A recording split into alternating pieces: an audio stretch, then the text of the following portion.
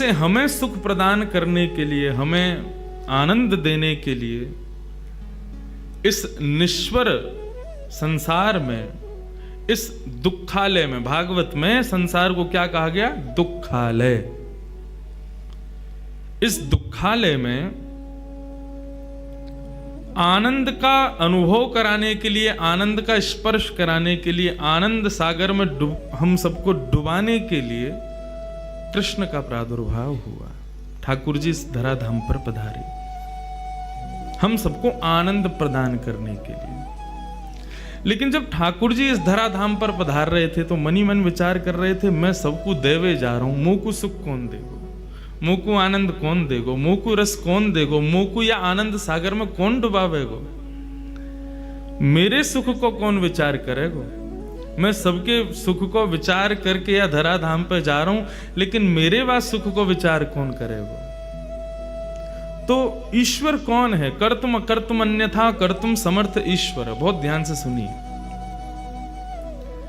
ठाकुर जी जब वैकुंठ में विराजित होकर के कोई चिंता करते हैं या कोई चिंतन करते हैं या कोई भाव अपने हृदय में धारण करते हैं, तो भाव धारण करने पर उनको वो क्रियान्वित करना नहीं पड़ता, उनके जहन में आने वाला भाव अपने आप क्रियान्वित हो जाता है। जैसे कि भागवत में वर्णन है, ठाकुर जी जब सो करके उठते हैं तब कुछ नहीं होता, ब्रह्मांड का सृजन नहीं होता। तब ठाकुर जी अपने मन में विचार करते हैं, एको हम बहुश्याम, मैं एक हूं, अब बहुत होना चाहता हूं।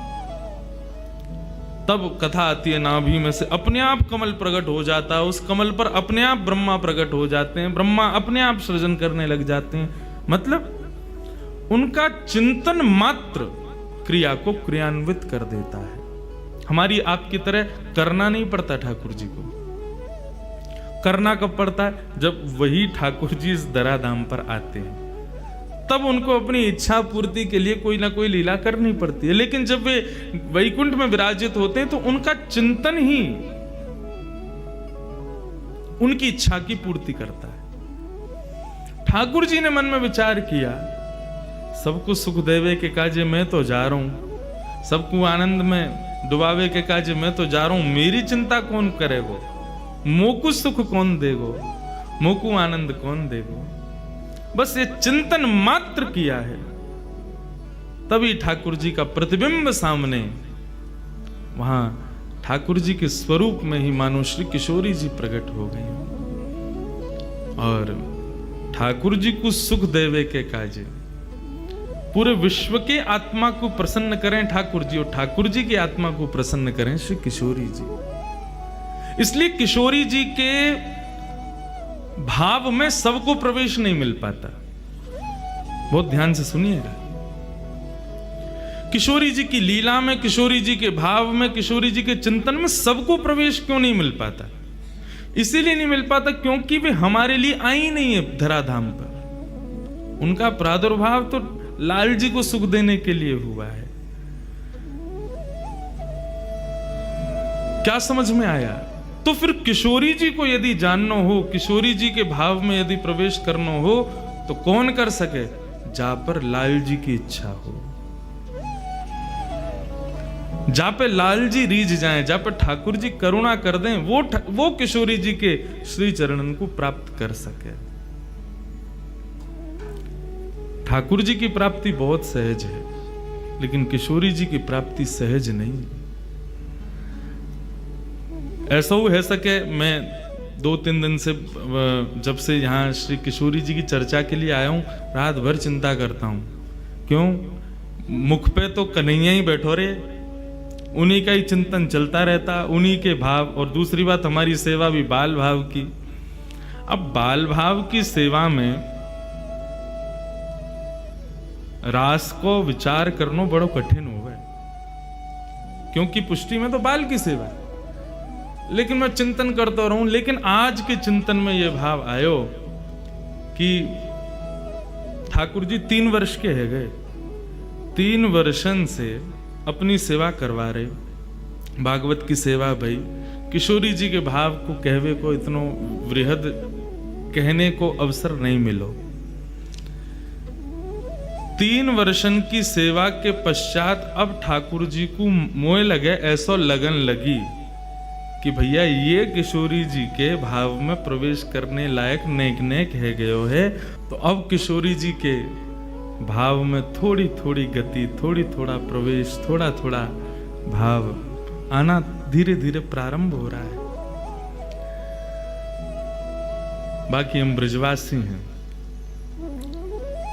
श्री राधा रानी के पग पग पे प्रयाग जहां, केशव की केली कुंज कोटि कोटि काशी है। यमुना में जगन्नाथ, रेणुका में रामेश्वर, तरु तरु पे पड़े रहत अयोध्या निवासी हैं। गोपिन के द्वार द्वार हरिद्वार बसत जहां, बद्री केदारनाथ फिरत दास दासी हैं।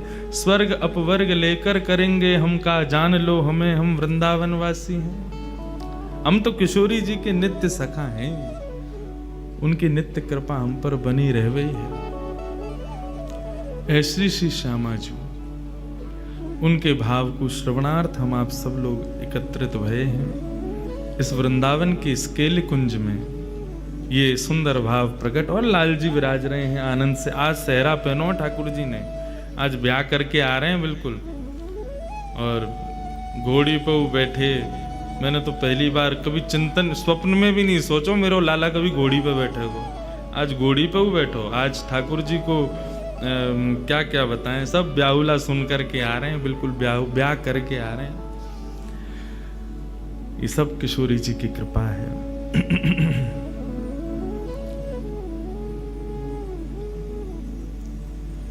श्री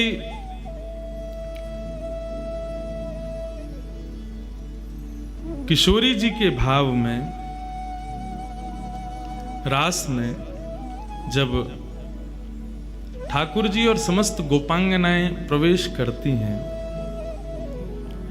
तो भागवत में ऐसा वर्णन है, बहुत देर तक ठाकुर जी उन गोपियों से चर्चा करते रहते हैं, रास नहीं करते। जबकि रास के लिए आमंत्रण था, शरद पूर्णिमा का चंद्रमा उदयमान हुआ है, तो अब रास में प्रवेश करना था। लेकिन ठाकुर जी ने अभी तक रास में प्रवेश नहीं किया। गोपियों के सामने बैठ करके उनसे पूछते हैं कि आप सब यहाँ क्यों आई हो? ब्रूता गमन कारणम, अपने आने का कारण हमें बतलाइए कि आप इतनी रात्रि में यहाँ क्यों आई हो। तब ठाकुर जी वहां पतिव्रता नारी का धर्म समझाते हैं। तत्पश्चात गोपियां फिर प्रणय गीत गाती हैं, और प्रणय गीत गाते हुए ठाकुर जी से बहुत सुंदर बात कहती हैं, कन्हैया आप हमसे पूछ रहे हो कि ब्रूतागमन कारणम, अपने आने का कारण बताओ। हमारे आने का कारण केवल इतना है कि भात जब बनकर के तैयार हो जाता है ना, तो उसको तुरंत भोक्ता के सन्मुख प्रस्तुत कर देना चाहिए, नहीं तो भात की शोभा नहीं होती। ऐसे ही भक्त जब संसार के समस्त प्रकार के तापों में तप करके जब भक्त बन जाता है ना, तो उसको ठाकुर जी के सन्मुख प्रकट हो जाना चाहिए, ठाकुर जी के सन्मुख आत्मनिवेदन कर देना चाहिए, पूर्ण समर्पण कर देना चाहिए। लेकिन बात यही खत्म नहीं होती कन्हैया। बात तो ये है ना कि भात बनाने वाला जानता है कि भात कितनी मेहनत से बना, भोक्ता थोड़ी जानता है। ऐसी भक्त जो बना है वो जानता है कि मैं कितनी मेहनत से बनाऊं, भगवान थोड़ी जानता है कि भक्त कितनी मेहनत से बना है। भात खाने वाला तो केवल दाल मिला करके, शक्कर डाल के, घी डाल करके खा जाता है। ऐसी कन्हैया तुम हो, तुम्हें क्या पता हम कितनी पीड़ा सह करके भक्त बनी है। आप कहते हैं गीता में अर्जुन से, सब छोड़ के मेरी शरण में आ जाओ, और हमने वही किया। संत्यज्य सर्व विषयाम स्तव पाद मूलम, हम सब छोड़ करके तुम्हारे श्री चरणों में आई हैं। और अब तुम कह रहे हो कि क्यों आई हो? क्योंकि तुम भगवान हो ना, तुमको नहीं पता भक्त कितनी श्रम से बनता है, भक्त कितनी मेहनत से बनता है।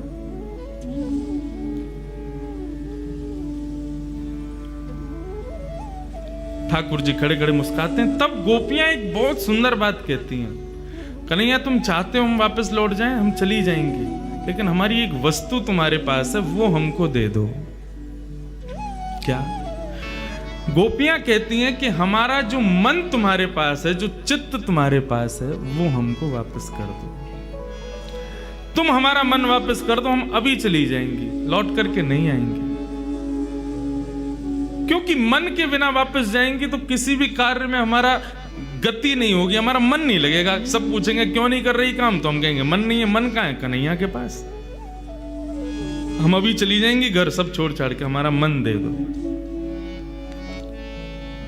पूर्ण शरणागति इसी को कहते हैं। चाहे किशोरी जी के चरणों में हो, चाहे ठाकुर जी के चरणों में हो, तन की सेवा, भाव की सेवा, धन की सेवा, अन्य सेवाएं सब गौड़ हो जाती हैं। मन की सेवा विशेष है, मन की सेवा के प्रति विशेष भाव है। मन हमारा आपके पास है, वो हमें वापस कर दो, हम अभी चली जाएंगे। ठाकुर जी जब ये बात सुनते हैं तब मन ही मन बड़े प्रसन्न होते हैं और प्रसन्न होकर के कहते हैं, हे गोपियों, मैंने आपको रास के लिए आमंत्रित किया, अभी रास का समय है, इतनी देर से हम चर्चा कर रहे हैं, मैं आपकी परीक्षा ले रहा था, आप परीक्षा में पास हो गई, लेकिन वास्तव में मैं इतना विलंब क्यों कर रहा हूं रास करने में? क्यों? बोले जैसा आपका मन मेरे पास है ऐसे ही मेरा मन भी कहीं और है। जब तक वो नहीं आएंगी रास में, तब तक रास कैसे प्रारंभ होगा? अभी रास का केवल स आया है, मतलब श्याम आ गया है, लेकिन श्री राधा रानी तो नहीं आई ना। राधा और श्याम दोनों मिलित हों तभी तो रास प्रारंभ होगा। तब श्याम सुंदर पुकारते हैं किशोरी जी को, हे श्यामा, आप जहां कहीं भी हैं। उसी का श्लोक में मंगलाचरण में गाता हूं।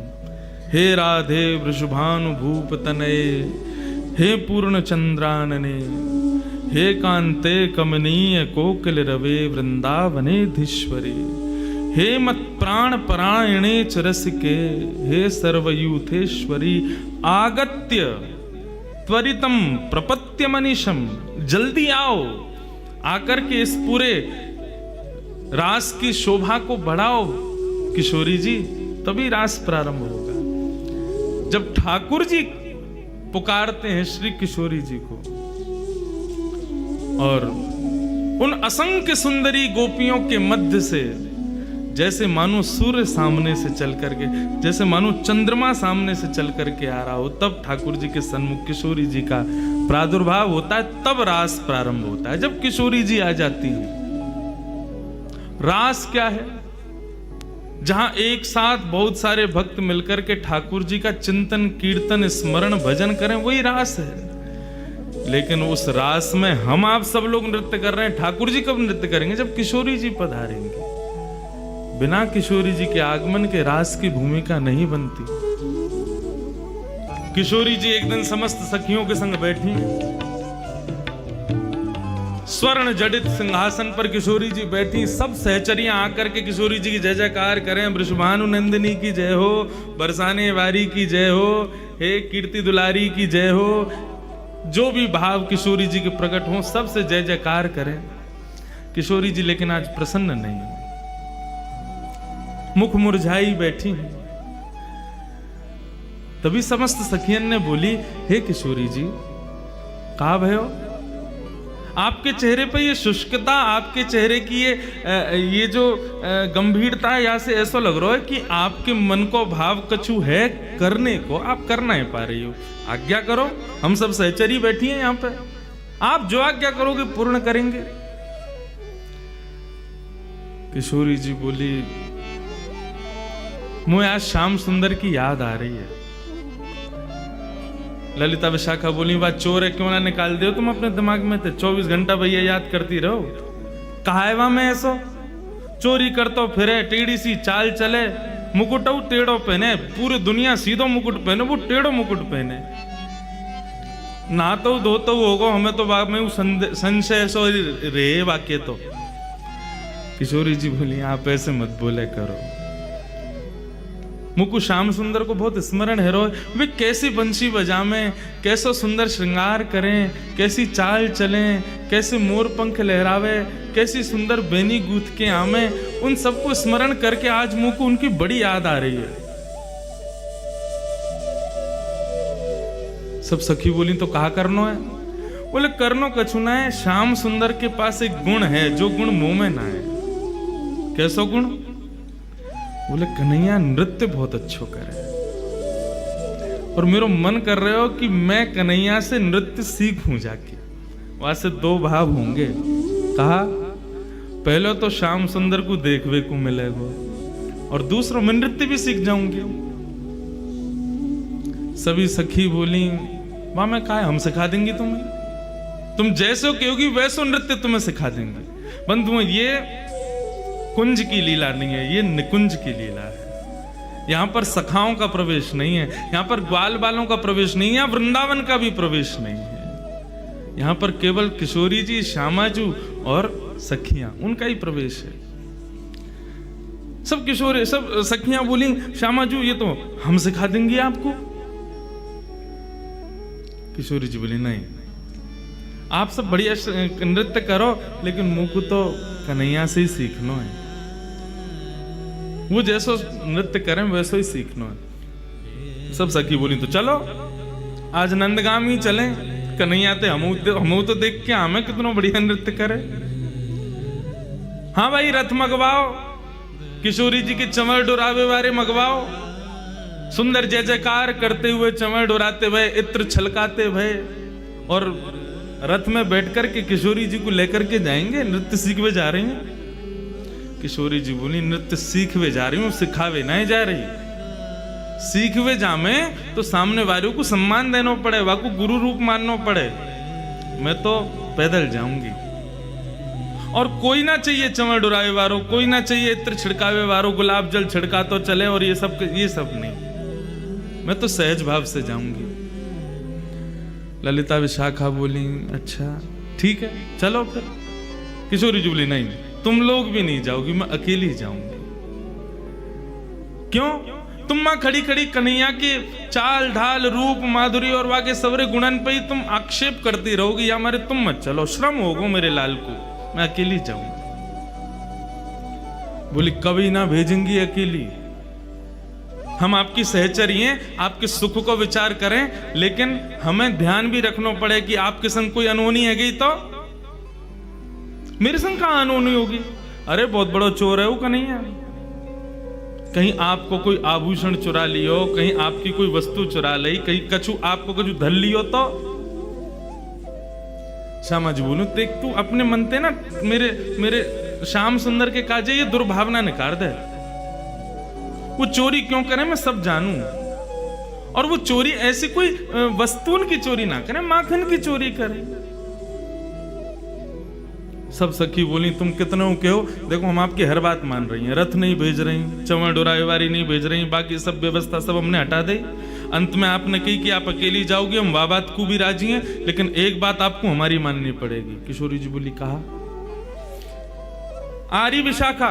विशाखा आ गई। उल्लिख कहा लिखनो है? बोले जितने आभूषण पहन के जा रही हैं सब लिखो।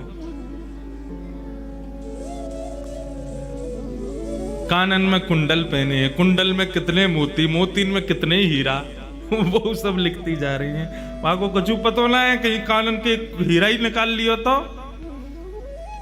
किशोरी जी बोली मैं बड़ी परेशान इनते, ये कब समझेंगी श्याम सुंदर के स्वरूप को। हाँ कानन में कुंडल है, सिर पर सुंदर झुमका सोए है, नाखन में नतनी पहनी है, गले में हार पहने हैं, सुंदर सुंदर हार पहने हैं, हाथन में गज के दंत के बने हुए कड़ूला पहने हैं, और वही गज के दंत के बने हुए कड़ूला के बगल में गज की पृच्छ के बालन के कड़ूला पहने हैं कि किशोरी जी को नजर नहीं लगे। सब पूरे अंग को लिखो, हाथन में मुद्री पहनी है, कहा कछु सब लिख लियो। किशोरी जी बोली अब मैं जाऊं? बोले जाओ, जल्दी आ जाइयो, ज्यादा देर मत करके आइयो। किशोरी जी बोली ठीक है। किशोरी जी जा रही हैं आज नंदगाम, अकेली जा रही हैं, संग में कोई नहीं। ठाकुर जी एक कदम वृक्ष के नीचे बैठ करके गौचारण करने गए हैं और अपनी वंशी को बजावे को प्रयास कर रहे हैं, कछु कछु राग बजा रहे हैं। इतने में ही ठाकुर जी के मुखमंडल पर मानो जैसे कभी आरसी के सामने सूर्य की किरण से दूसरे को प्रकाशित किया जाए, समझे? कभी सूर्य की रोशनी घड़ी पे पड़ जाए तो घड़ी में से एक प्रकाश निकल के एक निकले ना, ऐसी मानो ठाकुर जी के मुखमंडल पर कोई आरसी को प्रतिबिंब, आरसी की रोशनी आकर के ठाकुर जी के आंखन में थोड़ा न श्रम जैसो कर रही है। ठाकुर जी बोले, कहां तैयार हो भाई? जैसे ही देखी वृषभानु जाहिए बिच उठी है हुक, वंशी रह गई हाथ में फिर ना लागी फूंक। ठाकुर जी ने जैसी देखी, अरे अरे अरे वाह, धन्यवाद, हमारे आज वृषभानु नंदिनी पधारी हैं, किशोरी जी आ रही हैं। ऐसा सुंदर स्वरूप, किशोरी जी के अंग की कांति ऐसी है कि वहां से ठाकुर जी ही प्रकाशमान है जाए। ठाकुर जी ने दूर से ही दंडवत प्रणाम किया। हाँ, और ऐसो ब्रज की लीला में कितनी बार सुनो है, कितनी बार पढ़ो है कि ठाकुर जी जब भी किशोरी जी के सन्मुख जामे दंडवत प्रणाम करें, प्रणाम करके वंदन करके फिर लीला संवरण करें। दौड़ करके गए ठाकुर जी गए, अरे किशोरी जी बड़ी कृपा, आप पधारी। किशोरी जी बोली, सहज है, जाओ, ऐसे मत रहो, सब सखा सखीन की बात अलग है, अब सहजता से रहो मेरे संग। ठाकुर जी लेकर के आए, किशोरी जी बैठ गई, बैठ करके दोनों श्याम सुंदर और किशोरी जी आपस में चर्चा कर रहे हैं। किशोरी जी बोली, ठाकुर जी बोले, श्री जी आज कैसे कृपा भैया दास पर, आपको आगमन कैसे भयो? बोली, मैं कछु मांगवे आई हूं आपसे। ठाकुर जी बोले, कहा चाहिए? बोले कि मोकू आप जैसो नृत्य करनो सिखा दो, आप जैसो नृत्य करो, मयूर बन करके अपने घुटनेन पर नृत्य करो, मोर पंख पहन करके, और जब आप त्रिभंग ललित स्वरूप धारण करके जब वंशी वेणु नाद करते भय, अपनी वेणु को खोल करके जब आप चलो ना, आपकी सुंदर चाल, आपके सुंदर ढाल, आपके नैनन के कटाक्ष, आपके हाथन की मुद्रा, उन सबन को देख के मेरा मन करे मैं भी आपके जैसा नृत्य करूं, मुझको नृत्य करना सिखाए दो। ठाकुर जी बोले, नृत्य सीखवे आई हो आप? बोले, अरे किशोरी जी, आपको कहाँ आवश्यकता पड़ गई नृत्य की? हम तो ग्वारियां हैं, हम पे कुछ आवे थोड़ी, हम तो सहज भाव से करें ना। देखो यह बात है, सब जाने कि आप बहुत सुंदर नृत्य करो, अब वाह कृपा को मुंह पे बरसाओ, मुंह को नृत्य सिखाओ।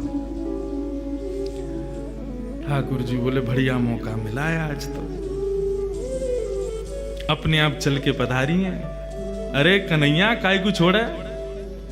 अच्छा देखो किशोरी जी, मैं सिखा तो दूंगा, लेकिन आपको 2-3 बातों को ध्यान रखना पड़ेगा। बोले, कहा? बोले, पहले तो हाथन की मुद्रा, और दूसरा अपने मुखमंडल की शोभा, वहां पे जरा भी श्रम नहीं दिखना चाहिए। नृत्य करने में कितनों भी श्रम हो, मुख पे आना नहीं चाहिए। बोले, अच्छा। तीसरी, नेत्रन के कटाक्ष, नेत्रन की जो भाव भंगिमा है, वह को विशेष ध्यान रखना, भंग नहीं है जाए, भाव बनो रहे। अच्छा, और मैं जैसो जैसो करूं मेरे संग करिए। किशोरी जी बोली, ठीक है। सन्मुख ठाकुर जी खड़े भये, और यहाँ तक किशोरी जी देख रही हैं। अब ठाकुर जी उनके सामने रूप धारण करें, कभी मुद्रा धारण करें, नृत्य करें। अब मैं कैसे नृत्य करके दिखाऊं ठाकुर जी की तरह, लेकिन वो नृत्य करें, और वह नृत्य को देख करके किशोरी जी प्रयास करें, और वही है रो जो ठाकुर जी कर रहे हैं, लेकिन जबरदस्ती गलत कर दें। ठाकुर जी ऐसे नहीं, मैं बताऊं। सो ठाकुर जी आकर के किशोरी जी के हस्त कमल को पकड़ें, या को ऐसे धरो, या को ऐसे करो, अब इतकू देखो, हाँ ऐसे नृत्य करो। आकाश मार्ग में खड़े हुए देवी देवता सब अनुभव कर रहे हैं किशोरी जी के और श्याम सुंदर के या सुंदर भाव को। किशोरी जी के सन्मुख गए, और मुखमंडल के ऊपर प्रश्वेत के बिंदुओं में जो कृष्ण चरण रज चिपक गई थी, ठाकुर जी अपने पटका से वाकू पोंछन लगे। बैठायो किशोरी जी को, जलपान करायो, चरणन को गोद में लेकर के दबान लगे। किशोरी जी ने मना करी, ना श्याम जी ऐसा मत करो। बहुत दिनान बाद नृत्य क्यों ना, ये हमारे श्रम है क्यों। ठाकुर जी मनी मन विचार कर रहे हैं, कैसी कोमल हैं प्रिया जी, ये सब भाव है ही रहे कि तभी किशोरी जी बोली अब सायकालीन समय है क्यों, मैया बाबा सब बाट निहार रहे होंगे, कन्हैया मैं फिर आऊंगी, अब मैं चलूं। ठाकुर जी बोले अच्छा श्यामा जी जा रही हो, बोले हाँ अब जावे को समय भयो है। ठाकुर जी मनी मन सोचन लगे, आई आकर के नृत्य सीख लियो, दे के तो कुछ जाना रही, बिना लिए दिए कैसे, हम तो भाई हम कन्हैया हैं, हम कछु दें तो ले बदले में। अच्छा ठाकुर जी ने एक दो बार संकेत जैसो कियो। अच्छा किशोरी जी तो नृत्य बढ़िया सीख लियो, बोले हाँ सीख लियो, कन्हैया बहुत आनंद आया, तुम तो ऐसे बढ़िया नृत्य करता हो, तुमसे ही सीखना चाहिए सबन को। हाँ हाँ सीखना तो चाहिए। और कछु बाप, बोले ना बस अब मैं चलूं। जैसे किशोरी जी जान लगी, बोले कन्हैया ऐसे तो आनंद नहीं आवे, कोई तो फ्री पॉकेट में सीख के चली गई, कछु तो दे के जानो चाहिए हो। कोई बात ना है, हम कृष्ण हैं, कोई दे के ना जावे तो ले ले हम तो। सोई गए जाकर के किशोरी जी के गले में गलवैया डाल के बोले अरे श्यामा जी चलो न एक दूर तक मैं छोड़े आऊं, देखो ये कुंज कैसी, यमुना को पुलिन कैसो, ये मार्ग कैसो, देखो ये भोरा कैसे जा रहा है, देखो देखो देखो ये तितली कैसे उड़ रही हैं। किशोरी जी बोली ये सब हमने पहले भी देखे कन्हैया, इनमें कहा विशेष है ऐसा। अरे नेक दृष्टि बदलो श्यामा जी, ये सब साधारण नहीं है, ये जो भौरा उड़ रहा कहा है ना, ये पहले ना जाने कितने वर्षन तक यहाँ ने तपस्या करी, मोए तुम्हें संग देखवे के काज, आज देखो भौरा बन के या को दर्शन भये हैं। ये देखो यमुना में जो सुंदर पुष्प बह करके जा रहे हैं ना, ये सब हमारे दर्शन के काजे बह रहे हैं, आदि आदि ऐसे मन गणंत बात बना रहे हैं ठाकुर जी। श्यामा जी बोली अच्छा ठीक है कन्हैया अब मैं जाऊं। अरे वो वृक्ष तो आपने देखो ही नहीं, वह वृक्ष पे देखो, वो पक्षी देखो। किशोरी जी बोली कहां, अरे वो ना दिख रहा आपको, देखो मेरी उंगली के सीध सटीक पे देखो। किशोरी जी बोली वहीं देख रही हूं, ना दिख रहा मुझे। अरे लाओ अपनी उंगली दिखाओ, मैं दिखाऊं। जैसे हाथ उठा के दिखाने लगे, वो देखो वहां कोई ना। अरे किशोरी जी इतने में ही तो हाथ उठा के यहाँ ते मुंदरी निकाल के ठाकुर जी ने अपनी जेब में धर ले, और जेब में धर के बोले अच्छा चलो कोई बात ना, अभी उड़ गए फिर दिखाऊंगा हैं। किशोरी जी बोली अच्छा ठीक है। किशोरी जी चली गई वहां से। ठाकुर जी ने फेंट में दारी मुंदरी और बांध करके कस के, अब नेक चैन पड़ो हृदय को, फ्री में थोड़ी सिखा देंगे हम सब कछुए। किशोरी जी वापस आई। जैसी किशोरी जी वापस आई, सामने सभी सहचरी सखी सब खड़ी हैं। जैसे किशोरी जी को आगमन भयो, ओहो महाराज नजर उतारी, बलैया ले रही हैं, आरती उतार रही हैं, पुष्प छिड़क रही हैं, इत्र लगा रही हैं, गुलाब जल से छिड़काव कर रही हैं, चरणन को गोद में लेकर के चरणन में लगी वही रज को साफ कर रही हैं, कोई फल खवा रही है, कोई कछु पिवा रही है। इस प्रकार किशोरी जी की सब सेवा कर रही है, कोई कंधा दबा रही है, कोई चरण दबा रही है। किशोरी जी बोली इन सबको अवकाश ना है, मैं थक गई हूँ, हार गई हूँ, मुझे को सोने जान दो आप। इतने में ललिता बोली विशाखा वो लिखो का लेके आवा है, अभी तो गिनती होगी सब सामग्री है कि नहीं। किशोरी जी बोली यहाँ की कहाँ जरूरत है, तुम्हें श्याम सुंदर पर नेक भरोसा होना है। अरे कन्हैया ऐसो ना है, देखियो आज कैसो बढ़िया नृत्य सिखायो, सब इतना बढ़िया प्रेम से सब सुसंपन्न भयो, लेकिन तुम्हारे मन से ये भ्रम कभी जावे को नहीं। अरे तो ठीक है ब्रह्म ना जावे को, लेकिन कम से कम अपने मन की संतुना के लिए तो कर लें हम। हाँ विशाखा बोल कहा का सामग्री, बोले ऊपर की लटकन हाँ विराज रही है, कानन में कुंडल, कुंडल में कितने मोती, इतने मोती, उनमें कितने हीरा, इतने हीरा, हमें गिनती करती चलो सबरी। नाक की नथनी, हाँ गले को हार, नवलखा को हार, पन्ना को हार, वाह को हार, या को हार, सबरे हार गिन लिए। हाथन में 2 प्रकार के कड़ूला, बोले हाँ हैं, बाजूबंद हैं, करधनी हैं, पैरन में पाजेब, और ये सब गिन लिए। किशोरी जी बोली कछु रह तो ना गो, हाँ हाथन ने गिनवाओ, या हाथ में 2 मुद्री, या हाथ में 3 मुद्री, या में 2 और या में भी 2, एक कहाँ है। ललिता बोली किशोरी जी एक मुंदरी कहाँ है आपकी? बोले मुझे ना पता, हम पहले ही कह रहे हैं ये कन्हैया है, छलिया है, माँ कंचोर मरकट बंधु, फ्री में तो कुछ करेगा ही ना, सहज में ना कर सके, जरूर यही ने धर ली है मुंदरी आपकी। किशोरी जी बोले अरे नृत्य करवे में कहीं गिर गई होगी, काय को श्याम सुंदर पे तुम शक करो? बोले ना है किशोरी जी वही ने किया ये काम, और हम पहले ही आपसे मना कर रही कि वाके पास मत जाओ, वाको स्वभाव ठीक ना है, वाके मन में चोर बैठो भीतर। अरे चोर चोरी ना करेगा तो क्या करेगा? किशोरी जी बोली ऐसा भावना है। बोले अब आप बिल्कुल शांत रहो, अब हम अपनी क्रिया करेंगे, हमें करन दो, ठीक है।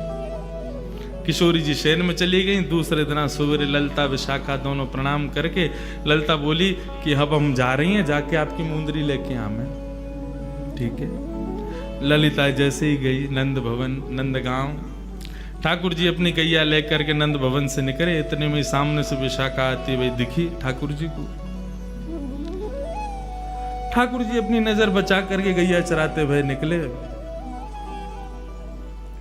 विशाखा सीधी बोली दे दो। ठाकुर जी भी सीधे बोले मुंह पे ना है।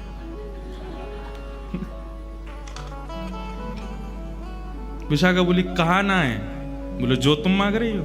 कहा मांग रही हूं? बोले मौका पतो। तो फिर तुमने यूं कैसे कही मुंह पे ना है? बोले अब वो तो कह दी मैंने। बोले देखो सीधी सीधी बात है, सीधी सीधी तरीका से मान जाओ, जो है वह दे दो। ठाकुर जी बोले मुंह पे है ही ना तो मैं कैसे दे दूं?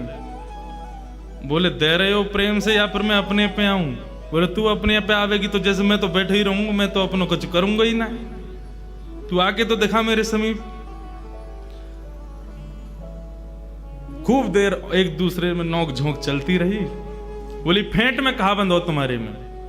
बोले या फेंट में सारो ब्रह्मांड बंद हो गए, अगर खोल दियो तो नूतन प्रलय है जाए, वो बता कर दूं?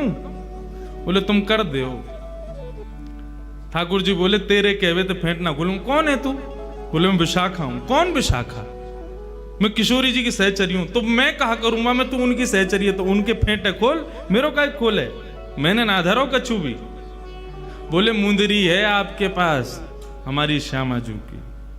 कौन सी मुद्री? कहां की मुद्री? कैसी मुद्री? मुंह पे कछु ना है। अंत तो गत्वा ठाकुर जी बोले एक काम कर, तू कुछ ज्यादा इतना पढ़ रहा है तो एक काम करें, चल किशोरी जी के पास चल रहे हैं, वो ही न्याय करेंगी कौन पे मुंदरी। चलो ठाकुर जी लिए विशाखा जी को संग में और सीधे पहुंच गए किशोरी जी के सामने। किशोरी जी बैठी भई हैं, जैसी श्याम सुंदर आए सोई आनंद आनंद हृदय में प्रकट है। अरे कन्हैया आप पधारे हो। बोले किशोरी जी आपको प्रणाम करूं, लेकिन आज मेरे संग बहुत बुरा भयो है। कहा बुरा भयो? बे मतलब को कलंक लगाया गया हो मेरे ऊपर। आपकी ये विशाखा बताओ मुझे चोर ठहरा रही। ठीक है मेरे नंदगाम की गोपी मुँह को चोर के मेरी अपनी है सबरी, वो सब मेरो दर्शन करवे के काजे अपने घर में जबरदस्ती ऐसी जगह माखन धरे कि मुझको खावे जानो ही पड़े। मैं तो उनको सुख देवे के काजे चोरी करूं, लेकिन ये विशाखा को कौन ने अधिकार दियो मुझको चोर कहवे को? और मैं नंदगांव में भरे बाजार में बीच में आके मुझे कह रही है दे दो। मैंने कह दी मुंह पे ना है, यूं कह रही है फेंट खोलो या मैं मुंदरी धरी है, ऐसे ऐसे बात न बना रही है। आप या को समझाओ, मुझको बहुत कष्ट भयो। और देखो आपने नृत्य सीख लियो, मैंने कछु लेवे देवे की बात तो करी नहीं। ललिता विशाखा बोली तो तुम लोगे भी कहा, हमारी किशोरी जी की कृपा है, और कहा चाहिए तुमको? बोले नहीं एक बात कह रहा हूं, कोई आदमी कछु देवे तो मांगे तो है ना, मैंने तो बिल्कुल मुफ्त में दिया इनको। बोले मुफ्त में ना दिया, तुमने मुंदरी चुराई है किशोरी जी की। किशोरी जी बोली अब ठीक है ललिता आप छोड़ो, कोई बात ना है श्यामजू, आपको श्रम भयो, वाक्य लिया मैं आपसे क्षमा मांगू। किशोरी जी ने तो पहले न्याय कर दियो कि भैया आप श्याम सुंदर को ज्यादा श्रमित मत करो, श्याम सुंदर को यहां से जान दो, और अब बस यहीं बस करो। मुंदरी चली गई, दूसरी ले लेंगे। ललिता विशाखा बोली कि नहीं ना किशोरी जी, मुंदरी इनके पास है और इनते ही ले जाएगी, हमें बस एक चीज करवान दो। किशोरी जी बोली कहा करवाओगी? बोले कि इनकी जो फेंट बंदी भैया बस या खुलवा लो और कुछ नहीं करना हमें, हम मान लेंगे कि ये बिल्कुल चोर नहीं, बस इनकी फेंट खुलवा लो। किशोरी जी बोली ने खोल दो। तो ठाकुर जी ने जहां पे मुंदरी इकाई वहीं ते फेंट पकड़ी, दूसरी जगह ते गांठ खोल के लो कछु मिलो या में। इतने विशाखा ने नीचे को पकड़ो, बोले अब छोड़ियो। ठाकुर जी बोले या ना छोड़ सकूं, क्यों? बछिया बछड़ा इनके सबन के भीतर बैठे हैं यहाँ में और पूरा ब्रह्मांड मेरे हाथन में ही है। अरे नूतन प्रलय है जाएगा, मैं तो पहले ही कह रहा हूं या ना छोड़ूंगा। इतने में विशाखा ने जोर से हाथ से फेंट जैसी खींची, ठाकुर जी के हाथ से छूट गई। इतने में मुंदरी वहां से गिर गई। अब तो मुंदरी गिरते ही महाराज विशाखा ने उठाई, ये ले बहुत बने अपने मन में मैं चोरी ना करूं यो ना करूं। हम तो पहले ही समझ गई, पहले ही जान गई। किशोरी जी जब निकस करके जाए रही या के पास में, हम तभी जान गई कि मानेगो ना बिना कचुली, या हमारे एक एक चीज को लेखा जोखा रखो। हमने कहां से आई है मुंदरी? किशोरी जी सहज है गई, बोले अब ठीक है कोई बात ना, आप कुछ कहो मत, ठाकुर जी को श्रम मत करो। किशोरी जी के कई बार भाव मान करके, कई बार भाव जान करके ऐसा लगे कि यही प्रेम है। तत्सुखे सुखित्व, हमारो प्रेमी जामे सुखी, हम वामे सुखी। आजकल को प्रेम ऐसा ना है। किशोरी जी प्रेम की अधिष्ठात्री हैं। हम ये लीला सुन करके हमको आनंद बहुत आ रहा हो कि हम श्याम सुंदर की लीला श्रवण कर रहे हैं, किशोरी जी के सुंदर भाव श्रवण कर रहे हैं, लेकिन हम यहां से कहां सीख रहे हैं? प्रेम में सदा प्रेमी के सुख को विचार किया जाए। और स्पष्ट कह दूं तो प्रेम संसार में किसी से नहीं हो सकता। प्रेम शब्द केवल श्याम और श्यामा जी और श्याम सुंदर के लिए ही बनो है। आप संसार के किसी व्यक्ति के प्रति यदि प्रेम प्रकट करना चाहो, वो प्यार बन जाएगा, लेकिन प्रेम ना रह सके। प्रेम शब्द तो केवल इनके लिए है। और प्रेम मतलब भक्ति, मतलब आपके भाव। वहां में अपने सुख को विचार मत करो, ठाकुर जी के सुख को विचार करो, श्री जी के सुख को विचार करो। वृंदावन में बहुत कष्ट हो गए मुझको लोगन को देख के, जो अपने ठाकुर जी को डलियान में लेके घूमे, कहीं भी जामे, कहीं भी बैठ जामे, ऑटोन में लदे भये और हाथ में डलिया में लड्डू गोपाल लेके दौड़ रहे हैं। आपने उनके सुख का विचार नहीं किया, अपने सुख का विचार कर रहे हैं। और जहां अपने सुख का विचार होता है ना, वहां प्रेम नहीं हो सकता। ठाकुर जी की नित्य सेवा में, नित्य भाव में उनके सुख का भाव रखो। उनको किस में सुख मिले, उनको काय में सुख है, वो करो। मैंने आज तक अपने लाल जी को कथा नहीं सुनाई। एक बार मैंने ये प्रयास कियो, और मैंने नहीं कियो, जिनने कथा कराई कलकत्ता के पास में एक जगह कथा ही, वे सब लोग आए, बोले महाराज जी आज गोवर्धन पूजा है, कथा में लाल जी को लेके विराजो। मैंने कि लाल जी को मेरो ऐसा भाव रहे कि जब मैं कथा में जाऊं ना, तो 3-4 घंटा ठाकुर जी सहज रह जाते होंगे, या भुजा को नीचे कर लेते होंगे, ने हाथ पामन ने सीधे करके अंगड़ाई ले लेते होंगे, ग्वाल बालन ने बुला करके और पूरे कमरा में उधम मचाते होंगे। वहां मिठाई के डिब्बा ने उठा उठा खोल खोल के देखते होंगे, एक दूसरे पे फेंक के मारते होंगे। ये सब लीला ठाकुर जी की अंतरंग चलती होगी जब मैं कथा में रहूंगा। ठाकुर जी को थोड़ा समय तो अवकाश रहता होगा अपने सखान के काज। मेरे मन को भाव हमेशा यही हो कि मैं कथा में जाऊंगा, ठाकुर जी को नहीं ले जाऊंगा, वो अपने कक्ष में आनंद करेंगे। लेकिन वो सब आ गए आयोजक करता, बोले महाराज जी लाल जी जरूर आने चाहिए, आज गोवर्धन पूजा है, हमने 56 भोग तैयार किए हैं, बहुत व्यवस्था करी। मैंने कहा ठीक है चलो, इतना कह रहे हो तो ले आऊंगा। अब विश्वास मानना मेरी बात का, ठाकुर जी का सुख का विचार करके मैं नहीं लेके जाता था, लेकिन उस दिन मैंने उनके सुख का भाव देखा। मैंने बेचारे इतनी बड़ी कथा करा रहे हैं, इतने कह रहे हैं तो ले चलते हैं। ठाकुर जी का श्रृंगार कर रहा था। श्रृंगार करते करते, ये हमारे मुखिया जी भी संग में थे आप वहां कथा में? श्रृंगार करते करते पृथ्वी हिलने लगी, भूकंप आ गया उस क्षेत्र में। मैं ठाकुर जी को लेके बिल्डिंग से बाहर भागा जब ये स्थिति हुई, 2-3 वर्ष पुरानी बात है। मैंने कि भाई ये क्या हो रहा है?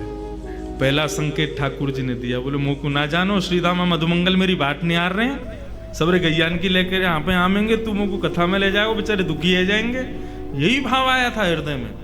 तब भी मैंने एक बार फोन करवाया, मैंने ठाकुर जी नहीं आएंगे, देखो अभी आज मौसम भी ठीक नहीं है, बादल हो रहे हैं, भूकंप सा आया था। बोले नहीं महाराज जी सब व्यवस्था हो गई, आप ऐसे मत करो, ले आओ अब देख लो ये। मैंने ठीक है चलो ले चलो। ठाकुर जी को लेकर के जैसे ही वहां से निकलो कथा के लिए, गड़गड़ गड़गड़ गड़गड़ करके बादलों ने गरजना शुरू किया। वाटरप्रूफ पंडाल था, मैंने कि कोई नहीं कथा तो है ही जाएगी।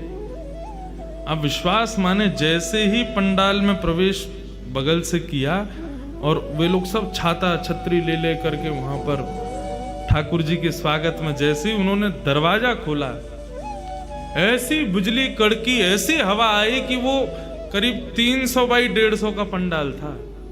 एक हवा के झोंके में ही देखते देखते देखते ध्वस्त हो गया, नष्ट। कथा का 6वां दिन, अभी 5वां दिन, 2 दिन की कथा, 3 दिन की कथा बची थी। और मैं ठाकुर जी को लेके गाड़ी में ही बैठा हूं अभी, और सामने देख रहा हूं पंडाल नीचे आके समा गया। मैंने कही जय हो लाल जी, मुझको क्षमा करी हूं, आज मैंने बहुत अपराध किए, मैंने आपके सुख को विचार नहीं किए। आज मधुमंगल श्रीदामा को मेरी वजह से श्रम है गए, इसलिए आपने ये सब किया। आज क्षमा मांगू, अब नहीं आपको कभी कथा में श्रम नहीं दूंगा। फिर उस दिन 20 मिनट कथा करके फिर मैं गया। उस दिन के बाद कभी ठाकुर जी को लेके मैं कथाओं में नहीं गया, क्योंकि 1-2 बार और मैंने प्रयास मात्र किया तो कुछ ऐसा हुआ कि मैंने कि नहीं, लाल जी का अवकाश का समय। परंतु इस सुंदर भाव में देखो ठाकुर जी कैसे विराज रहे हैं, कैसे आनंद कर रहे हैं, कैसे सुख ले रहे हैं। यहां पे भी मैंने अपने सुख का विचार नहीं किया, यहां पे इनके सुख का विचार किया। यहाँ ठाकुर जी क्यों पधारे हैं, क्यों इस कथा में विराज रहे हैं, क्यों इस चर्चा में विराज रहे हैं? क्योंकि श्री जी को भाव है, श्री जी की चर्चा होगी। हमारे श्री लाल जी ने मधुमंगल श्रीदामा आदि सबंत कहती 4 दिन की छुट्टी पे हूं मैं, 4 दिन कोई गैया चरावे नहीं जाऊंगा। क्यों? वहां कथा में जाऊंगा। क्यों? बोले श्री जी प्रकट होंगी और श्री जी को दर्शन करवे को मिले, श्री जी को श्रवण करवे को मिले। लाल जी वहां पीछे ना रहे, आ गए, सहज भाव से विराज रहे हैं। और ऐसे ऐसे मुझे नहीं पता था आज ठाकुर जी ब्याह कर लेंगे, और कर आए। देखो सुबह सुबह अपने आप ही सब प्रयोजन, अपने आप ही सब युक्तियां बना बना करके सब क्रम कर रहे हैं। क्यों? अपने प्रिय के सुख का भाव। तत्सुखे सुखित्वम, तत्सुखे सुखित्वम। श्री किशोरी जी को बहुत कष्ट होता है जब ये सब सखियां मिलकर के ठाकुर जी पर आरोप प्रत्यारोप लगाती हैं। भले ही किशोरी जी की सामग्री थी, किशोरी जी की मुंदरी थी, लेकिन जब वो प्रकट हुई ना, तो ठाकुर जी से ज्यादा कष्ट किशोरी जी को हुआ कि क्यों निकल आई। हृदय में कष्ट हो रहा है। इस बात से कष्ट नहीं कि मुंदरी इनके पास क्यों मिली, मुंदरी इनके पास थी, इससे तो किशोरी जी को बहुत सुख था कि मेरी कोई वस्तु तो है इनके पास में, किसी ना किसी रूप में मेरा अनुभव तो कर रहे होंगे ना। लेकिन जब वो प्रकट हुई और सबने ठाकुर जी को इस भाव से देखा, उस चीज से किशोरी जी को बहुत कष्ट हुआ। और ठाकुर जी को चेहरा मुरझा गया। सब सखी चढ़ चढ़ के चोर है, जन्म जन्मांतर को चोर है, ऐसो है वैसो है। किशोरी जी नेत्र बंद करके बैठी हैं। जैसे किशोरी जी ने नेत्र बंद किए हैं, सारी सहचरियां मूर्छित होकर के वहीं गिर पड़ी। और श्याम सुंदर नीची नजर करके वहां से चले गए। किशोरी जी क्षमा करें।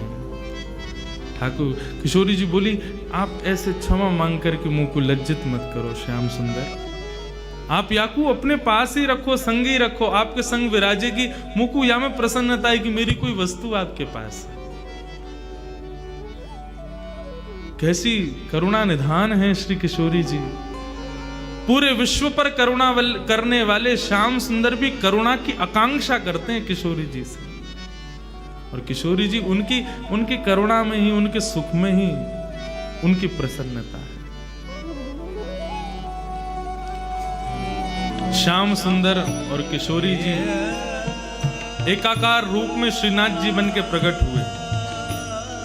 रात्रि में जब चर्चा महानिवास पर होती है तब कई भाव ऐसे प्रकट होते हैं, यहाँ के कई लोग उन भावों से वंचित रह जाते हैं। श्रीनाथ जी का जो स्वरूप है ये श्री किशोरी जी और श्याम सुंदर का सम्मिलित स्वरूप है। जो उठी हुई भुजा है श्रीनाथ जी की, ये अर्ध अंग श्री किशोरी जी है, और जो कटी भाग पर जो भुजा है ये अर्ध अंग ये श्याम सुंदर है। एक कथा आती है, जब श्री गोवर्धन में श्रीनाथ जी विराजते थे तो राजभोग आरती करने के पश्चात गोसाई जी जब ठाकुर जी के कपाट बंद कर देते, दो भावों से राजभोग आरती के बाद कपाट बंद किए जाते हैं। ठाकुर जी की इच्छा हो तो गौचारण को चले जाओ, सामने गैया छड़ी आदि सब रख दी जाती है, और यदि ठाकुर जी आप श्रमित हो तो सो जाओ, थोड़ी देर आराम कर लो। आज ठाकुर जी थोड़े श्रमित थे। गोसाई जी ने जैसी कपाट बंद किए ठाकुर जी से प्रार्थना की, हे श्याम सुंदर अब शयन करो। सैया बिछा दी, सेज लगा दी और ठाकुर जी पौड़ गए। जैसी कपाट बंद होते हैं दोनों रूप प्रकट हो जाते हैं, श्याम सुंदर और किशोरी जी दोनों प्रकट हो जाते हैं। दोनों एक संग शयन करते हैं सेज पर। लेकिन जब कभी भी शयन का भाव होता है तो किशोरी जी ये अनुभव करती हैं कि शयन निद्रा लगने के बाद थोड़ी देर बाद जब वे नेत्र खोल के देखते हैं तो श्याम सुंदर वहां है ही नहीं, कहीं चले जाते हैं ठाकुर जी। किशोरी जी अकेली पौड़ी रहती हैं। आज भी किशोरी जी को पता था कि नित्य श्याम सुंदर कहीं ना कहीं जाते हैं, आज मैं इनके संग जाऊंगी। कहाँ जाते हैं ये? आज जैसे ही पौढ़े दोनों और ठाकुर जी नेत्र बंद करके यूं दिखावे कि मैं सो रहा हूं। किशोरी जी ने भी आज नाटक किया सोवे को। जैसे ही कन्हैया ने देखी कि किशोरी जी सो गई तो उठ करके ठाकुर जी सहज है करके जैसे ही चलवे लगे, किशोरी जी उठ के बैठ गई। कहाँ जा रहे हो? पीछे देखी श्याम सुंदर ने प्रणाम किए, बोले किशोरी जी आप विराजो, आप शयन करो, मैं अभी आऊं। बोले अभी की नहीं, आप रोज कहीं ना कहीं जाओ। कहाँ जाओ मुझको सही से बताओ। ठाकुर जी बोले एक भक्त है वासो मिलवे जाऊं। कौन सा भक्त? बोले आपको स्मृति में हो तो निवृत्त निकुंज की लीला में जब हम दोनों रमण कर रहे थे तब एक मेरो प्रिय भक्त उद्धव मेरे दर्शन के काजे आयो। ललिता विशाखा दोनों ने वासे मना करी कि निवृत्त निकुंज में दोनों श्यामा श्याम लीला कर रहे हैं, भीतर प्रवेश मत करियो उद्धव। भीतर हम लोगों को भी प्रवेश नहीं है तो तुम तो बिल्कुल ही मत करना। लेकिन उद्धव ने उनकी बात नहीं मानी और उद्धव भीतर प्रवेश कर गए। तो जैसे उद्धव प्रवेश किए तो ललिता विशाखा में से किसी एक ने श्री उद्धव जी को श्राप दे दिया। तुम हट करके भीतर जा रहे हो ना, हमारी बात नहीं मान रहे हो। निवृत्त निकुंज है, यहाँ पे कोई प्रवेश नहीं कर सकता, केवल श्याम सुंदर और किशोरी जी रहते हैं। लेकिन तुम हट पूर्वक भीतर प्रवेश कर रहे हो, हम श्राप देती हैं तुम नेत्रहीन हो जाओ, तुमको भीतर कुछ नहीं दिखेगा। भीतर जब उद्धव जी पहुंचे कुछ नहीं दिखा। ठाकुर जी बोल रहे हैं अरे उद्धव तुम कैसे आए, आओ विराजो। उद्धव जी बोले लाल जी आप कहाँ हो? बोले मैं यहीं तुम्हारे सामने बैठा हूं। उद्धव जी बोले लेकिन मुंह को दिख तो नहीं रहे भगवान। किशोरी जी बोली अरे उद्धव ने ध्यान से देखो, हम सामने ही तो बैठे हैं तुम्हारे। उद्धव जी ने खूब प्रयास किया लेकिन ठाकुर जी नहीं दिखे। यमुना जल से जाकर के नेत्रन को प्रक्षालन किया लेकिन फिर भी ठाकुर जी को दर्शन नहीं भयो। तब ठाकुर जी उद्धव जी को लेके बाहर आए। विशाखा से पूछे उद्धव को दर्शन क्यों नहीं है रहे? तब विशाखा ने बताई कि हमने श्राप दिया है, निवृत्त निकुंज में बिना आज्ञा के प्रवेश कर रहे थे इसलिए श्राप किया है कि ये देख नहीं पाएंगे। उद्धव जी चरणन में गिर गए, भगवान मैं आपके दर्शन के बिना कैसे जीऊंगा? ठाकुर जी बोले उद्धव तुम चिंता मत करो, अब कलिकाल में मैं और किशोरी जी दोनों धराधाम पर लीला के लिए विराजेंगे और वह लीला को दर्शन सबको नए हुए करेगो, कछु प्रेमी जनन को ही हुए करेगो, उन प्रेमीन में तुम अग्रगण्य होगे और तुम मेरे प्रिय भक्त सूरदास बन करके इस धराधाम पर विराजोगे। और श्री उद्धव जी महाराज ही सूरदास जी के रूप में पधारे।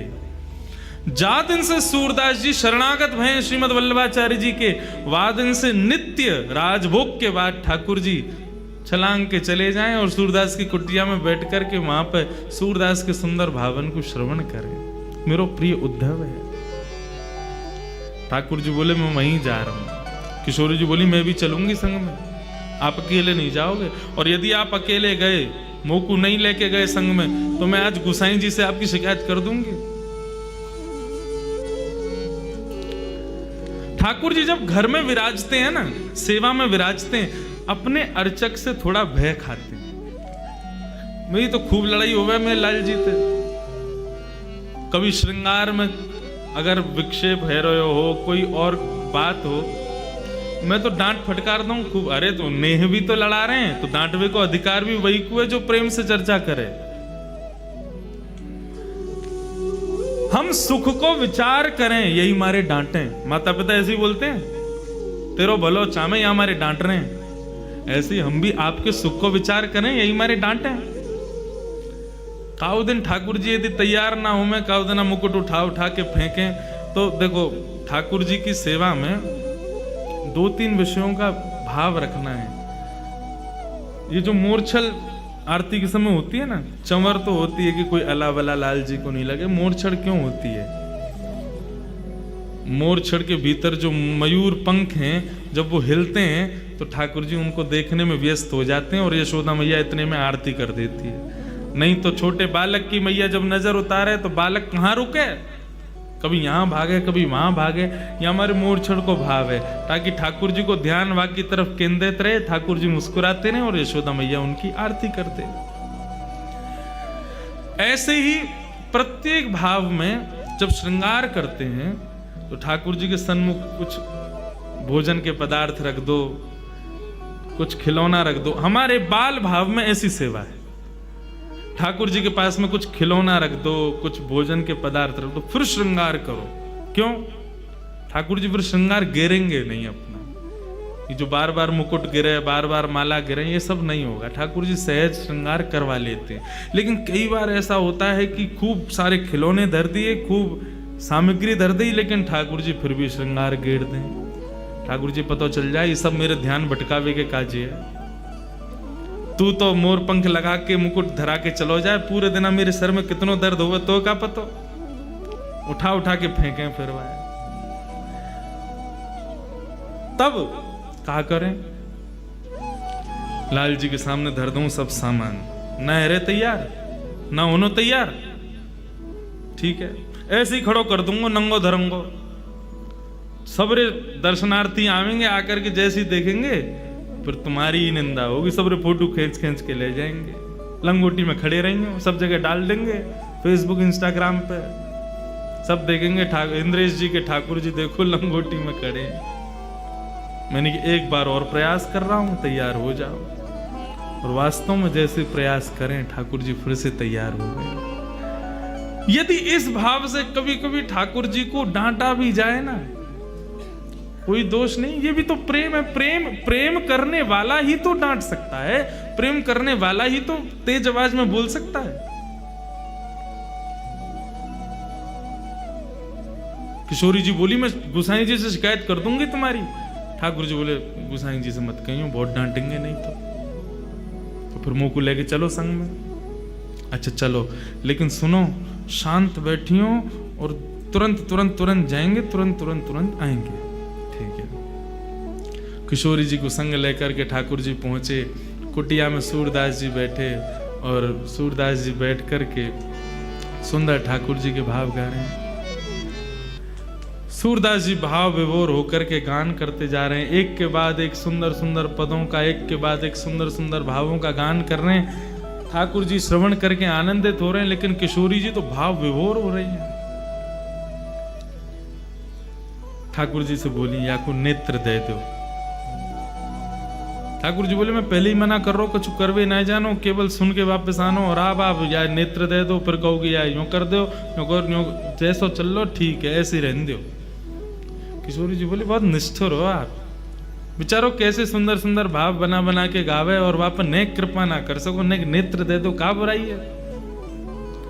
ठाकुर जी बोले मैं मुंह को जब देन होगा मैं दे दूंगा, मुंह को सूरदास ऐसे ही प्रिय है। और रही बात नेत्र देवे की, ललिता विशाखा के श्राप से श्रापित हैं और अपने भक्तन के श्राप को मैं दूर नहीं कर सकूं। और सूरदास जी वही में आनंद देते, यदि संसार को देखेगो, संसार में या को मोह है गयो, संसार में आप आकृष्ट है गयो, तो मेरो भाव ना गा पावेगो, या हमारे मैं नेत्र ना दूंगो या को। किशोरी जी बोली तो कछु तो कृपा करो, नेत्र ना दे रहे तो कछु अपनो आलिंगन दे दो, अपने स्पर्श दे दो। बोले नेत्रहीन बाबा है, इतनी जोर किया कि पकड़े, एक बार आलिंगन दे दियो, ऐसा पकड़ेगो छोड़ेगो नहीं, फिर जान नहीं देगो। गोसाई जी वहां पे मंदिर खोलेंगे, दोनों नहीं मिलेंगे, का होगा फिर। किशोरी जी बोली हर कृपा के लिए मना कर रहे हो, नेत्र देवे की मना, आलिंगन देवे की मना। अरे इनको ये आभास करा दो कि मैं और तुम यहां बैठे हैं, कम से कम ये अनुभव हो जाएगा कि किशोरी जी बैठी हैं, श्याम सुंदर बैठे हैं, कितना सुख होगा सूरदास को। बोले नहीं, ये विरह में है इसलिए हमारो भाव गावे। यदि आपको पता चल गई ना श्याम सुंदर किशोरी जी नित्य आमे, तो या को विरह नष्ट हो जाएगा, और विरह में नहीं गावेगा तो मुझको सुख कैसे मिलेगा। किशोरी जी बोली बहुत निष्ठुर हो, कोई भी कृपा कैसे भी है नहीं जाए, लेकिन किशोरी जी के मन में चल लो मुझे तो कृपा करनी है, कछु तो मैं करके जाऊंगी आज। इतने में सूरदास जी अपनी लाठी उठाई और अपनी कुटिया से बाहर निकलने लगे। जैसे ही जान लगे, ठाकुर जी बोले चलो श्यामाजू अब थोड़ी बहुत देर में उत्थापन है व्यवहारों मंदिर में, हम चल के सहज है जाएं। किशोरी जी बोली नहीं, थोड़ी दूर तक चल रहे हैं। सूरदास जी बेचारे नेत्रहीन, कहीं जा रहे हैं, कहीं गिर आ गए, तो बोले वो रोज जामे, कहीं ना गिरेंगे, चलो हम चले। किशोरी जी बोली देखो मैं आई हूं तो नेक देर और मुंह को रहने दो, अभी समय है उत्थापन में, नेक देर विराज ने, फिर चल रहे हैं। सूरदास जी के पीछे पीछे किशोरी जी श्याम सुंदर दोनों जान लगे। आगे गहरो गड्ढा, सूरदास जी जैसी वाकी और भरने लगे, किशोरी जी भागी, ठाकुर जी ने हाथ पकड़ा, बोले नहीं, बोले सूरदास गिर जाएगो, बोले जो होगो सब उचित होगो, आप श्रम मत करो, आप जबरदस्ती मत करो। और देखते ही सूरदास जी वहां फिसल गए, रिपट के नीचे चले गए। अब जैसे ही नीचे गिरे तो ठाकुर जी ने किशोरी जी पकड़ी, बोले अब चलो यहाँ से, क्योंकि ये मदद के काज चिल्लाएंगे, लोग बाग आमेंगे, हमें देख लेंगे तो बवा ले जाएगा, हमें जाके उत्थापन में दर्शन देना। किशोरी जी बोली नहीं, सूरदास जी पर कृपा करो, उनको पहले या गड्ढा से बाहर निकालो तभी हम जाएंगे। ठाकुर जी बोले आप मानो क्यों ना हो, सूरदास को रहने दो वहीं पे। किशोरी जी बोली या तो ये करो, नहीं तो मैं यहीं बैठी हूं, नहीं जाऊंगी, तुम अकेले खड़े है जाइयो ऐसे जाके। ठाकुर जी बोले यही मारे संग नहीं लेके आ रहा हूं आपको, मैं अकेलो ही आ रहा हूं, अब माने ही ना है, करना ही पड़ेगा जो कह रही हैं। कहा करूं बताओ, बोले अपनी काली कमरी उतारो, नीचे बाकू डारो, सूरदास को बोलो कि काली कमरी पकड़ के ऊपर चढ़ के आ जाए। स्पर्श को ना कह रही हूं मैं, बस कमरी पकड़ करके नेक ऊपर खींच लियो, जैसे ऊपर आ जाएगा कमली छुड़ा के हम दोनों भाग लेंगे यहाँ से। ठाकुर जी बोले ठीक है, नीचे अपनी कमली लटकाई, बाबा ओ बाबा। जैसे सूरदास जी ने बाबा शब्द सुनो, रोम रोम नृत्य करने लगो। बोले स्वर साधारण मानव को नहीं, ये स्वर साधारण जीव को ना है सके। जा स्वर को सुनकर के रोम रोम प्रफुल्लित है रहो, जा स्वर को सुनकर के मन रूपी मयूर नृत्य कर रहा है, जा स्वर को सुनकर के नेत्रन से अश्रुपात है रहो, जा स्वर को सुनकर के हाथ पांव कंपित है रहे। ये सामान्य मानव को स्वर ना है सके। कौन है भैया, कौन बुला रहा है?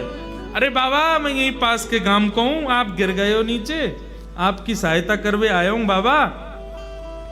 अच्छा भैया कैसे निकालेगो बाहर? बोले मैंने अपनी काली कमली यहाँ में डाल दी है, आप बाकू पकड़ करके ऊपर चढ़ जाओ, मैं खींच लूंगा। सूरदास जी बोले हाँ भैया कितकू है? बोले इतकू है। सूरदास जी गए, जैसे ही ठाकुर जी को पटका पकड़ो, पटका में से आ रही इत्र की सुगंधी, और ये इत्र की सुगंधी वही थी जो आज श्रृंगार के दर्शन के समय गोसाई जी ने इत्र प्रदान किया, तो वही इत्र है। सूरदास जी मनी मन प्रफुल्लित हो गए, बोले ओहो ये तो निश्चित ही श्याम सुंदर पधारे। जैसे ही सूरदास जी ऊपर चढ़ने लगे, अकेले कन्हैया पे खींचे नहीं, नेक से कन्हैया।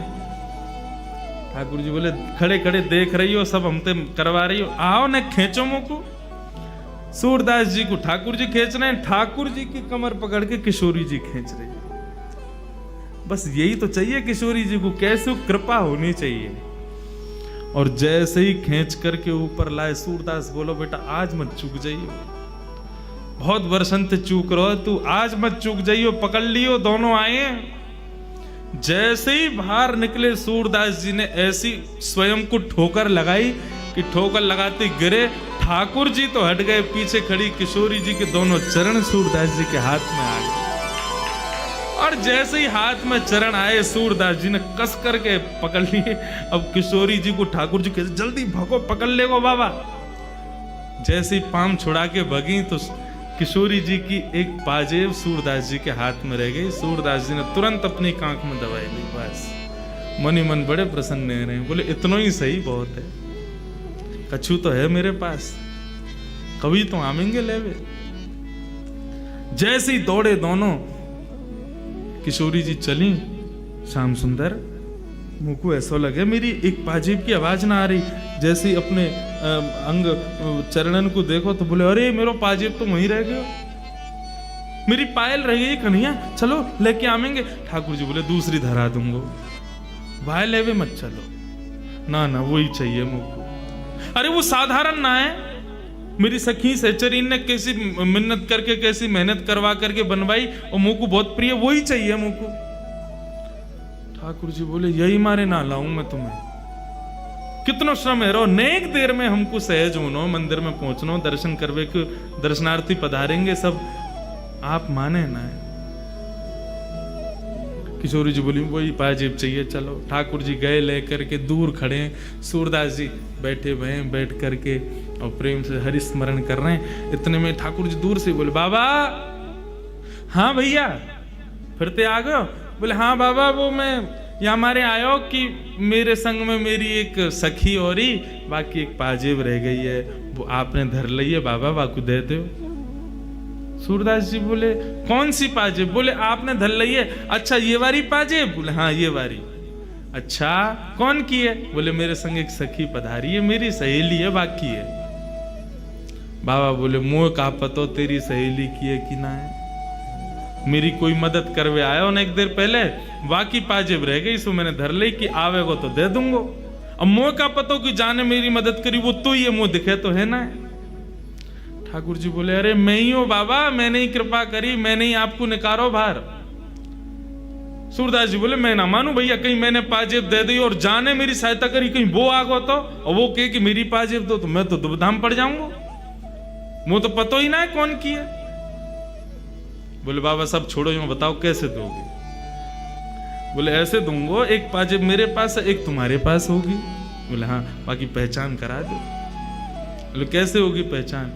बोले लाओ मेरे घुटने पे जा, पाम में पाजेब है, वह पाम को धरो, मैं अपने हाथन से स्पर्श करके वह को अनुभव कर लूंगा, जैसे अनुभव हो जाएगा दूसरी पाजेब दे दूंगा। श्याम सुंदर बोले नहीं किशोरी जी ये नहीं करना है। किशोरी जी बोली चुप रहो, तुम जा रही। किशोरी जी आगे आगे बढ़ती जा रही हैं, अपनो पाम धरवे जा रही है सूरदास जी के सुंदर अंग पे, लेकिन ठाकुर जी बार बार रोके, किशोरी जी मत जाओ, बाबा पकड़ ले को। बोले आज पकड़न दो यार। जैसे ही समीप गई, किशोरी जी ने अपना चरण सूरदास जी के हस्त कमल पर रखो। सूरदास जी ने जैसे ही वह को स्पर्श किया, स्पर्श करके जब अनुभव किया, लाओ दूसरा चरण दो। दूसरा चरण लेकर के सूरदास जी ने अपने हाथन से पाजेब पहना करके दोनों चरणन को पकड़ करके और अपने हृदय पर रख लिया। बोले अब नहीं जाओगे, अब नहीं छोड़ूंगा, अब यहीं रहोगे, मेरे पास ही रहोगे, मेरे संग ही रहोगे, और जाओगे तो मुझको संग लेके जाओगे, मैं जानू आप कौन हो। ठाकुर जी बोलो किशोरी जी मैं पहले ही कह रहे हो ना, ये बाबा माने को नहीं पकड़ ले को। किशोरी जी के नेत्र सजल है गए। बोले अब या बाबा को समय आ गयो, लाल जी आपको दर्शन दो। ठाकुर जी गए सन्मुख। बोले बाबा कहा चाहिए? बोले कछु नहीं चाहिए, केवल हरि दर्शन की प्यासी अखियां। बस आप दोनों के युगल स्वरूप को दर्शन कर लूं, मेरा जीवन वही में ही आनंदित है जाएगा। श्याम सुंदर ने अपने हाथन से जैसे ही सूरदास जी के नेत्रन को स्पर्श किया, बोले बाबा नेत्र खोल करके देखो। जैसे ही सूरदास जी ने नेत्र खोले हैं, सामने युगल स्वरूप खड़ो भयो है। सूरदास जी पर कृपा करवे के काजे दोनों श्यामा श्याम खड़े करके मंगल दर्शन प्रदान कर रहे हैं। सूरदास जी एक एक अंग को दर्शन कर रहे हैं, आनंदित है रहे हैं, नृत्य कर रहे हैं, झूम रहे हैं, गा रहे हैं, बार बार प्रणतिपात निवेदन करके प्रणाम कर रहे हैं। ऐसा सुंदर युगल स्वरूप को दर्शन करके सूरदास जी आनंदित है गए। दोनों से कही अपने बरदस्त मेरे सिर पर धर दो, अपने चरणन की रज मेरे माथे से लगाए दो और मुंह पे कृपा कर दो। कहा कृपा करें? कर तो दई, दर्शन दे तो दिए। सूरदास जी बोले ना, मुंह को फिर से नेत्रहीन बनाए दो। जिन नैनन में आप बस गए उन नैनन से अब दुनिया को ना देखना चाहूं मैं। आप कृपा करके मुंह को फिर से नेत्रहीन बनाए दो। ऐसी करुणामयी हैं श्री किशोरी। श्री किशोरी जी की ऐसी अद्भुत कृपा। ठाकुर जी के पास मुंदरी मिल गई। ठाकुर जी उदास होके वहां से चले गए। अब जैसी ठाकुर जी वहां से गए, ललता विशाखा ने किशोरी जी को रोको। बोले आप नहीं जाओगे। ठाकुर जी बोले अब कहां जाऊं? क्यों? ग्वाल बालन के पास गए हो तो ये सबरी जाकर के माऊ बता देंगे कि मुंदरी मेरे पास मिल गई, और यदि मैं घर गए तो मैया ते जाके बता देंगे कि यानी किशोरी जी की मुंदरी चुराई। ठाकुर जी बोले ना यहाँ जा सके ना वहां जा सके, कहाँ जाएं? बोले तो सो जाओ। और महाराज एक कदम्ब की छांव के नीचे ठाकुर जी सुंदर सेज बना करके और वहां सो गए। ऐसे ढीठ हैं हमारे कन्हैया। चोरी पकड़ी गई है, उन्हें नींद आ रही है, सो गए वृक्ष के नीचे जाके, चिंता विहीन हो गए। कोई बात नहीं, पकड़े गए तो पकड़े गए, अपने इनके बीच में ही तो पकड़ोगे हूं, कोई बाहर के ने तो ना पकड़ो। सो गए। अब तो महाराज ललिता विशाखा समस्त सखियों को किशोरी जी डांट रही हैं। बोले तुमको शर्म नहीं आती है? और वो श्याम सुंदर को इतना श्रम करा दियो, ऐसी ऐसी बात उनसे कह दी तुमने, बेचारे रूठ के यहाँ से चले गए। चलो उनको मनावे चलो। सहचरी बोली तो किशोरी जी ने केवल भ्रगुटी टेढ़ी की। बोले समझ नहीं आ रही है बात, चलो। श्याम सुंदर को श्रम कैसे भयो? वे श्रम में रहेंगे तब तक मेरा हृदय विचलित रहेगा। चलो प्रणाम करवे चलो, क्षमा मांग के आएंगे। सब सहचरीन को संग लेकर के किशोरी जी जैसे निकसी, वो तो नंद भवन को जा रहे हैं, इतने में बीच में कदम्ब के वृक्ष के नीचे देखो, अरे ये तो यहीं पौड़े में हैं। ललिता विशाखा आदि सबन के संग में गई, देखो तो श्याम सुंदर सोए। आहा कैसी सुंदर छवि ठाकुर जी की। ऐसा सुंदर श्रृंगार करके यशोदा मैया भेजा कन्हैया को। ऐसी सुंदर छवि, ऐसे सुंदर नेत्र, ऐसे सुंदर कपोल, ठाकुर जी के सर्वांगीण अंगों को दर्शन किशोरी जी कर रही हैं खड़े खड़े। इतने सुंदर, इतने प्यारे लग रहे हैं ठाकुर जी। इतने में ललिता विशाखा को सूझा ऊधम। बोली सुनो, सो रहे हैं, खर्राटे और ले रहे हैं धीरे धीरे, बहुत थक रहे हैं, श्रम है क्या? बोले कहा करनो? बोले कि अब एक काम करो, धीरे धीरे करके इनके सब सामान चोरी कर लो, जितनी सामग्री इनने पहन रखी सब उतार लो। ठाकुर किशोरी जी बोले अरे नहीं नहीं ऐसे मत करो। देखो किशोरी जी आनंद करन दो, सुख मिलेगा आपको ही। ले चलो सबन ने, फिर आवेंगे रोते रामते आवेंगे, मांगवे के काजे, तब आनंद आवेगो। सोते भय श्याम सुंदर की महाराज गलेन से हार उतार लिए, हाथन के कड़ूला उतार लिए, पैरन की पाजेब उतार ली। क्षुद्र घंटे का, छोटी छोटी घंटी लगी ठाकुर जी की कमर पे, क्षुद्र घंटे का। अच्छा पता आपको, श्याम सुंदर कौंधनी ऐसी साधारण कौंधनी नहीं पहनते हैं। कैसी कौंधनी पहनते हैं? क्षुद्र घंटे का, छोटी छोटी घंटी लगी है उसमें कौंधनी में। क्यों? ये बचपन से ही ठाकुर जी पहने। जब ठाकुर जी थोड़ा थोड़ा चलवो सीखे तो यशोदा मैया जब यमुना जल भरवे जावे तो ठाकुर जी पल्लू पकड़ लें और मैं हूं चलूंगा संग में। अभी नेक नेक चलनो सीखे तो यशोदा मैया बोले चल आला, मैं तो मटका पकड़ूंगी, तेरा हाथ पकड़ ना पाऊंगी, ले तू मेरी चुनरी पकड़ ले। तो ठाकुर जी चुनरी पकड़ करके मुंह में उंगली दबाए, चारों तरफ देखते चले और मैया के पीछे पीछे जामे। लेकिन जैसी कोई गोपी देखे कन्हैया जा रहे हैं सो हाथ में माखन लेके आवे, लाला आजा आजा माखन खावे को, सोई वो तो मन मैया की चुनरी छोड़े वह गोपी के पास चले जाए और माँ बैठ के बढ़िया प्रेम से माखन खा में मैया ने एक दूर चली जाए, ने एक दूर, लाला कैसो, लाला कहाँ गए हो? अरे मेरो लाला कहाँ गए हो? भाई ढूंढे सब जगह खोजे, कन्हैया कहीं ना मिले।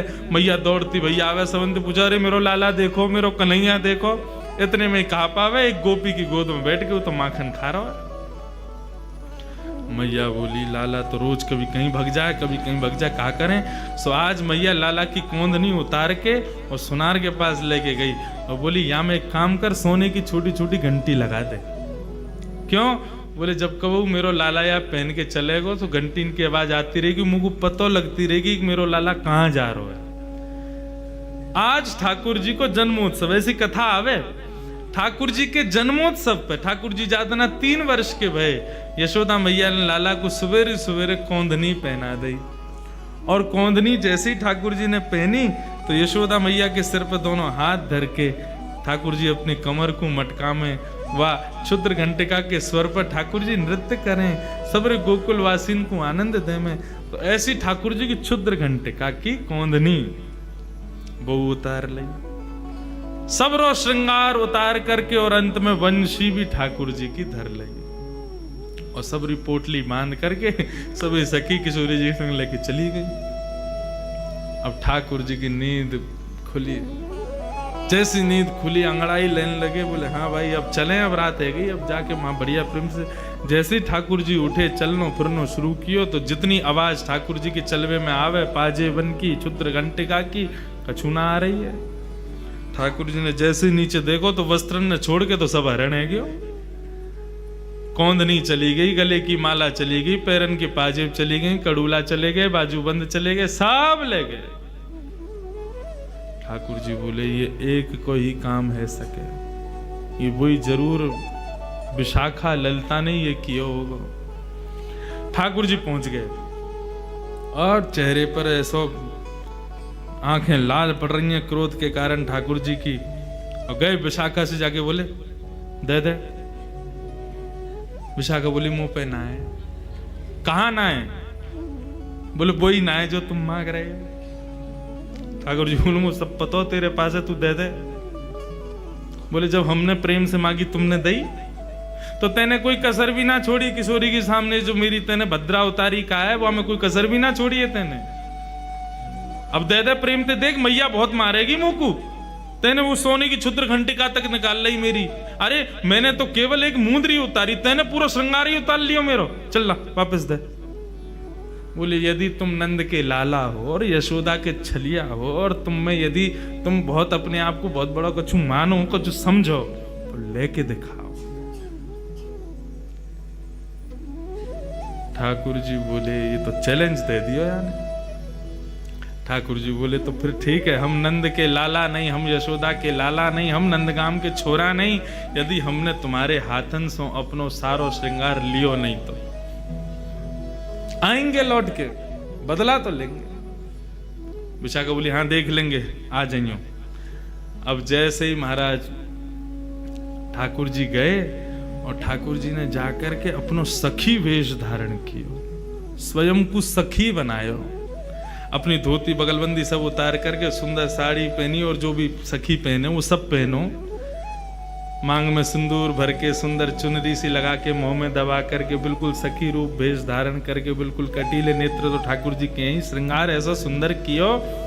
हे कृष्ण लला तुम होते लली तो गरे कट जाते करोड़न के। लाला हैं तो कोई कमी छोड़े ना, लाली बन जाएंगे तो काहल करेंगे, और लाली बन गए ठाकुर जी। और लाली बनकर के यमुना के किनारे बैठ कर